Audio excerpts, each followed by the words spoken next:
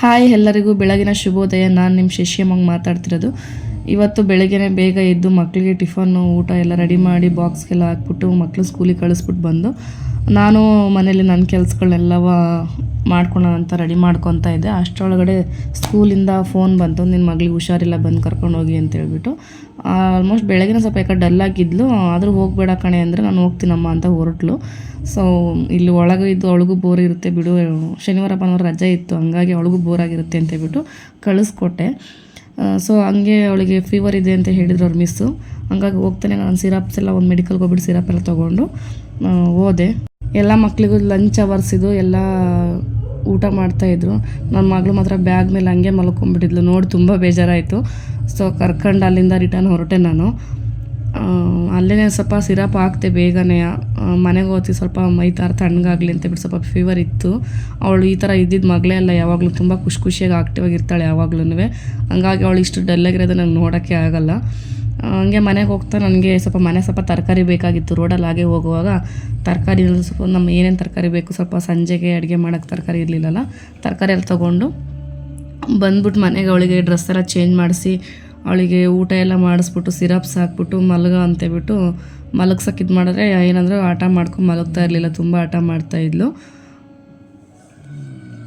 ಅವಳು ಮಲಗ್ಸೋಣ ಅಂತ ಮಲಗಿಸ್ಕೊಂಡು ನನಗೂ ಹುಷಾರಿಲ್ಲ ಗೊತ್ತಾ ಬಂಗಾರಿ ಅಂದ ತಕ್ಷಣನೇ ಹೋಗ್ಬಿಟ್ಟು ತಗೊಂಡು ನುಂಗು ಹುಷಾರಾಗು ಬೇಗ ಅಂತೇಳ್ಬಿಟ್ಟು ನೋಡಿ ಮೆಡಿಸನಲ್ಲಿ ತೊಗೊಂಬಂದು ನನ್ನ ಕೈಗೆ ಕೊಡ್ತಾ ಇದ್ದಾಳೆ ನನ್ನ ಮಗಳು.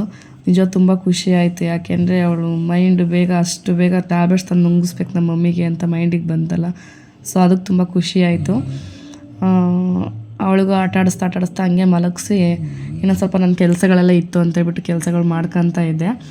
ಅಷ್ಟರೊಳಗಡೆ ಅವಳು ಮಲಗಿಸಿ ನನ್ನ ಕೆಲಸಗಳು ಸ್ಟಾರ್ಟ್ ಮಾಡೋಣ ಅನ್ನೋಷ್ಟೊತ್ತಿಗೆ ಆಲ್ರೆಡಿ 2 ಗಂಟೆ ಆಗೋಯಿತು. 2 ಗಂಟೆ 2:15 ನನ್ನ ಮಗನ ಕ್ಲಾಸಿಂದ ಕಾಲ್ ಬಂತು. ಅವನಿಗೂ ಹುಷಾರಿಲ್ಲ, ಕರ್ಕೊಂಡೋಗಿ ಸ್ವಲ್ಪ ಬಂದು ಅಂತ ಹೇಳ್ಬಿಟ್ಟು.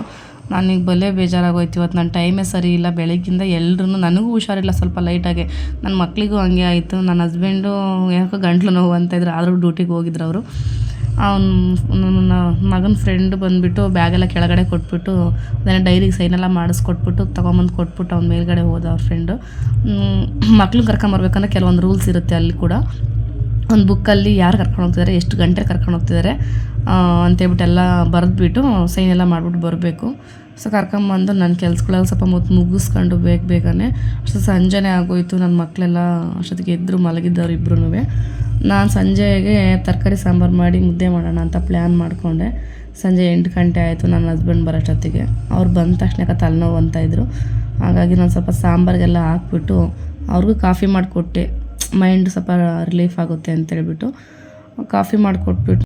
ಡೈಲಿ ಬೆಳಗ್ಗೆಯಿಂದ ಮನೇಲಿ ನಾನು ಒಬ್ಬಳೇ ಇರ್ತೀನಿ, ನನಗೂ ಬೇಜಾರಾಗ್ತಾ ಇರುತ್ತೆ. ಸೊ ಹಂಗಾಗಿ ಅವ್ರು ಬಂದಾಗ ಸ್ವಲ್ಪ ಹೊತ್ತು ಅವ್ರಿಗೂ ಗೋಳೊಯ್ಕೊಂಡು ಕಾಟ ಕೊಟ್ಕೊಂಡು ತುಂಬ ಇರಿಟೇಟ್ ಮಾಡ್ಕೊಂಡಿರ್ತೀನಿ ನಾನು ಅವ್ರು ಬಂದ ತಕ್ಷಣವೇ. ಹಾಗೆ ಮಕ್ಳಿಗೆ ಸ್ವಲ್ಪ ಹೋಮ್ವರ್ಕ್ ಎಲ್ಲ ಮಾಡ್ತಿತ್ತು, ಅದೆಲ್ಲ ಮಾಡಿಸ್ಬಿಟ್ಟು ನಾನು ಕಿಚನಿಗೆ ಬಂದೆ ಮತ್ತೆ. ಯಾಕಪ್ಪ ಅಂದರೆ ಒಳ್ಳೆ ಊಟ ಟೈಮ್ ಆಗಿತ್ತು, ಸಂಜೆ ಊಟ ಎಲ್ಲ ಮುಗಿಸ್ಬೇಕಾಗಿತ್ತಲ್ಲ. ಹಂಗಾಗಿ ಮುದ್ದೆಗೆ ಇಟ್ಬಿಟ್ಟು ಬೇಗನೆ ಮುದ್ದೆ ಮಾಡಿಕೊಂಡೆ. ಮುದ್ದೆ ಅಂದರೆ ಯಾರಿಗಿಷ್ಟ ಇಷ್ಟ ಇರಲ್ಲ ಹೇಳಿ, ಎಲ್ರಿಗೂ ತುಂಬ ಇಷ್ಟ ಇರುತ್ತೆ. ಹಂಗೆ ತುಂಬ ಒಳ್ಳೆ ಹೆಲ್ತಿ ಫುಡ್ ಕೂಡ ಮುದ್ದೆ. ಹಂಗಾಗಿ ನಮ್ಮ ಮನೇಲಿ ಸಂಜೆ ಅಂದರೆ ಮುದ್ದೆ ಇರಲೇಬೇಕು, ಇಲ್ಲ ಚಪಾತಿ ಇರಬೇಕು ನಮ್ಮ ಮನೆಯವ್ರಿಗೆ. ಹಾಗಾಗಿ ನಾನು ಆಲ್ಮೋಸ್ಟ್ ಮುದ್ದೆ ಡೈಲಿ ಮಾಡ್ತೀನಿ. ವೀಕಲ್ಲಿ ಒಂದು 2 ಡೇಸ್ ಮುದ್ದೆ, ಒಂದು 3 ಡೇಸ್ ಚಪಾತಿ ಹಿಂಗೆ ಮಾಡ್ಕೊತಾ ಇರ್ತೀವಿ. ಪ್ಲೈನ್ ಮುದ್ದೆ ನಮ್ಮ ಮನೆಗೆ ಇಷ್ಟ.